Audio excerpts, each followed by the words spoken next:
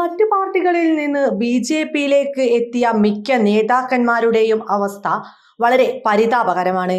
അറിഞ്ഞുകൊണ്ട് ചാണകക്കുഴിയിൽ വീണവർക്ക് പണി കിട്ടിയില്ലെങ്കിൽ അതിശയമുള്ളൂ. കേരളത്തിൽ നിന്ന് നിരവധി നേതാക്കന്മാരാണ് സ്വന്തം പാർട്ടി ഉപേക്ഷിച്ച് സ്ഥാനമാനങ്ങൾ മോഹിച്ച് ബി.ജെ.പിയിലേക്ക് എത്തിയത്. പക്ഷേ അവരുടെ സ്വപ്നങ്ങളൊന്നും യാഥാർത്ഥ്യമായില്ല എന്നതാണ് സത്യം. അതിന്റെ ഏറ്റവും വലിയ ഉദാഹരണമാണ് പി.സി. ജോർജ്. പല മോഹങ്ങളും മനസ്സിൽ വെച്ചുകൊണ്ടാണ് പി.സി. ജോർജ് ബി.ജെ.പിയിലേക്ക് കാലെടുത്തു വെച്ചതെങ്കിൽ ഇപ്പോഴത്തെ അവസ്ഥ കറിവേപ്പിലയുടേതാണ്. ബി.ജെ.പി നേതൃനിരക്ക് പോലും തലവേദനയായിക്കൊണ്ടിരിക്കുകയാണ് പി.സി. ജോർജ്. എന്നാൽ കുറച്ചു കാലങ്ങളായി അദ്ദേഹത്തെക്കുറിച്ച് യാതൊരു വിവരവും ഉണ്ടായിരുന്നില്ല. അങ്ങനെയിരിക്കെ പി.സി. ജോർജുമായി ബന്ധപ്പെട്ട ഒരു വീഡിയോ ഇപ്പോൾ സമൂഹ മാധ്യമങ്ങളിൽ വലിയ രീതിയിൽ വൈറലായിക്കൊണ്ടിരിക്കുകയാണ്. നാട്ടിലെ കർഷകരുടെ പ്രശ്നങ്ങൾ പരിഹരിക്കുന്നതിനായി കർഷക സെമിനാറിൽ പങ്കെടുത്തതേ അദ്ദേഹത്തിന് ഓർമ്മയുള്ളൂ. പരിപാടി അവതരിപ്പിച്ച മോഡറേറ്ററുടെ മുന്നിൽ പെട്ട് പണ്ടാരമടങ്ങി നിൽക്കുന്ന പി.സി. ജോർജിന്റെ ആ വീഡിയോ ഒന്ന് കാണാം. You are wrong. No.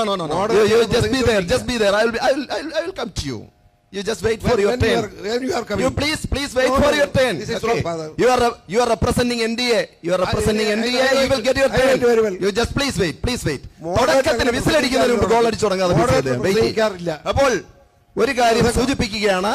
ഇവിടെ ഒന്ന് രണ്ട് നിർദ്ദേശങ്ങൾ തുടങ്ങട്ടെ. പി.സി. അദ്ദേഹമൊക്കെ നല്ല വായ്മൊഴി വഴക്കമുള്ള ആൾക്കാരാണ്. ഓക്കെ, അതുകൊണ്ട് കുഴപ്പമൊന്നുമില്ല, നല്ലത് തന്നെ. അദ്ദേഹത്തിന്റെ ടേണില് നമുക്കത് ആലോചിക്കാം. ഒരു സെക്കൻഡ് അദ്ദേഹം ഒന്ന് സമാധാനപ്പെട, അദ്ദേഹം ധൃതി പിടിക്കാതെ ഇവിടെ സമാധാനപ്പെടാൻ തന്നെയാണ് താങ്കളോട് പറയുന്നത്. ഒരു വിട്ടുവീഴ്ചയില്ല. താങ്കൾ ഒരു ജനപ്രതിനിധിയാണ്, താങ്കൾ ഇവിടെ ഇരിക്കണം. ഞാൻ മോഡറേറ്ററാണ്, ഈ ചർച്ചയുടെ മോഡറേറ്ററാണ്. താങ്കൾ ഇവിടെ ഇരിക്കണം ദയവായിട്ട് പ്ലീസ്. ഞാൻ പറയാം, അങ്ങനെ പറഞ്ഞിട്ട് കാര്യമില്ലല്ലോ. അദ്ദേഹം ഇത് ജനങ്ങളുടെ ചർച്ചയല്ലേ. നമ്മൾ അദ്ദേഹത്തിന് ഒരു സെക്കൻഡ് ഞാൻ ഒരു കാര്യം വളരെ വ്യക്തമായിട്ട് പറയുന്നു. എന്നെ ഇവിടെ മോഡറേറ്ററായിട്ട് വിളിച്ചിരിക്കുന്നത് ഈ ചർച്ചയെ നിയന്ത്രിക്കാനാണെങ്കിൽ ഇവിടെ യാതൊരു ആൾവലിപ്പമോ, ഇവിടെ ജനാധിപത്യ സംവിധാനം കൊടുത്തിട്ടുള്ള വലിപ്പം മാത്രമേ ഇവിടുത്തെ ജനങ്ങൾക്ക്. ഒരു കാര്യം വളരെ വ്യക്തമായിട്ട് പറയുന്നു, ജനാധിപത്യം നൽകിയിട്ടുള്ള വലിപ്പം മാത്രമേ നമ്മുടെ മുൻപിൽ ഇരിക്കുന്നവർക്കുള്ളൂ. അത് ഞാനും നിങ്ങളും നൽകിയിട്ടുള്ള വലിപ്പമാണ്. അതിനപ്പുറത്തേക്ക് ഒരു വലിപ്പം ഇവിടെ ആർക്കുമില്ല. ജനാധിപത്യം ജനങ്ങൾ നൽകിയിട്ടുള്ള വലിപ്പം മാത്രമേ നമ്മുടെ മുൻപിൽ ഇരിക്കുന്നവർക്കുള്ളൂ. ആ വലിപ്പത്തെ അംഗീകരിക്കുക എന്ന് പറഞ്ഞാൽ ഇവിടുത്തെ ജനങ്ങൾ നിങ്ങളെ വിളിച്ചു വരുത്തിയിരിക്കുന്നത് നിങ്ങളിൽ നിന്നും കേൾക്കാനാണ് വെയിറ്റ് ചെയ്യുന്നത്. വാഴൂർ സ്വാമിയെ താങ്കളോടൊന്ന് വെയിറ്റ് ചെയ്യൂ. ഇവിടെ ഒരു വിട്ടുവീഴ്ചയില്ല.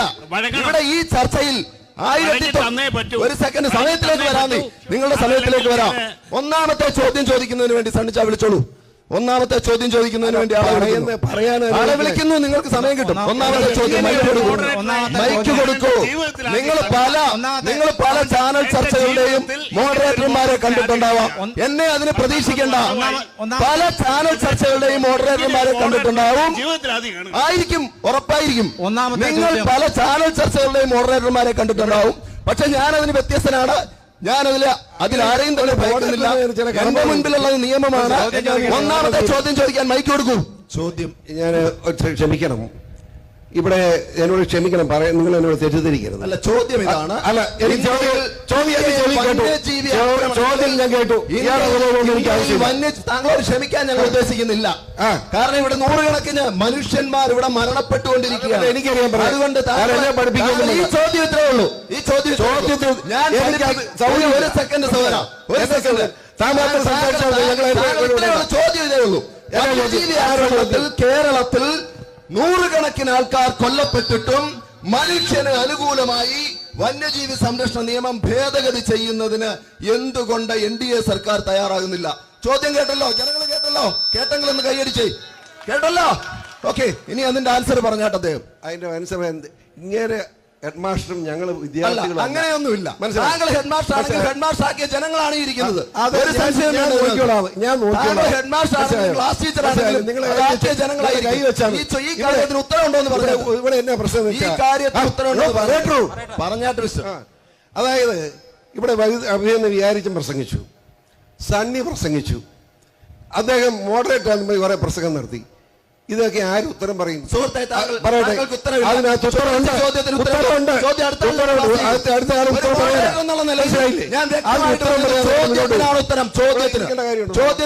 പറയൂ.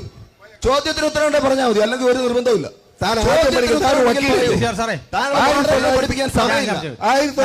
1977 നിയമമുണ്ട്, അറിയാമോ? രണ്ടാമത്തെ ഒരു ചോദ്യം ആദ്യത്തെ ചോദ്യം ഉത്തരം പറയണ്ടേ? അവർ പറയുന്നത് ചോദ്യത്തിന് ഉത്തരം വേണോ, ചർച്ച വേണോ? ചോദ്യത്തിന് ഉത്തരം പറയാൻ പോവുകയാണ്. ചോദ്യത്തിന് ഉത്തരമാണോ? ചോദ്യത്തിന് ഉത്തരം പറയാൻ പോവുകയാണ്. ചോദ്യത്തിന് ഉത്തരം പറയും. പറഞ്ഞത് കൈയടിക്ക് പറയാം. ചോദ്യത്തിന് ഉത്തരം പറയൂ. ചോദ്യത്തിന് ഉത്തരം പോലെ തന്നെ വളരെ പ്രധാനപ്പെട്ട കാര്യം പറയാൻ പോകാൻ പറ്റിയില്ല. ഇവിടുന്ന് ഞാൻ നിങ്ങളുടെ ആരെയും ചെലവ് വന്നല്ല, എന്റെ കയ്യിലെ കാശ് മുടക്കി ഡീസൽ അടിച്ച ഇവിടെ വന്നിരിക്കുന്നത്. ഉത്തരവാദിത്വം എന്നെ വന്ന് വിളിച്ചിട്ട് ചുമ്മാ ഒരു മൂല പിടിച്ചെടുത്തരുത്. മൂല പിടിച്ചെടുത്ത് വർത്താനം പറയാം.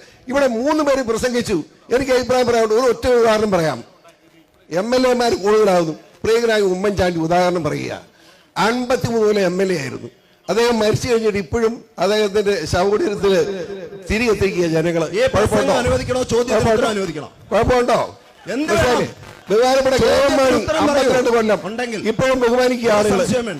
മനസ്സിലായി? ഇതൊക്കെ അഭിപ്രായം വേണ്ടതേ പോകാൻ അനുവദിച്ചാൽ മതി. എനിക്ക് മനസ്സിലായി. അല്ല, ഈ മാന്യം പറയുന്നതിനനുസരിച്ചാണ് അടിവരയിട്ട് പറഞ്ഞില്ലല്ലോ. എനിക്ക് ഉറപ്പുണ്ട് ഞാൻ മാന്യനാണ്. ആ മാന്യത എനിക്ക് മനസ്സിലായി. അതുകൊണ്ടാണ്. ആയിക്കോട്ടെ. അതായത് ഒരു കാര്യം പ്രസംഗിച്ചാൽ പറ്റുമോ? ചുമ്മാ അദ്ദേഹം ഇരുന്ന് അദ്ദേഹത്തെ അടുത്ത ചോദ്യത്തിൽ ഞാൻ പറഞ്ഞ എന്താ, അദ്ദേഹം ഈ തീരുമാനിക്കേണ്ട ഒരു കാര്യം ഞാനിവിടെ പ്രസംഗിക്കുന്നത്. ഞാനിവിടെ പറയുന്ന കാര്യം നടപ്പാക്കാൻ തന്റെ കാര്യം ഞാൻ പറയൂ. അതല്ലാതെ ഇവിടെ നടപ്പാക്കാത്ത കാര്യം ഒന്ന് പറയട്ടെ. താങ്കൾക്ക് അതിനെപ്പറ്റി സ്വന്തമായിട്ട് അഭിപ്രായം അത് പറയൂ. ഞാൻ ഭയക്കുന്നില്ല. മനസ്സിലായോ?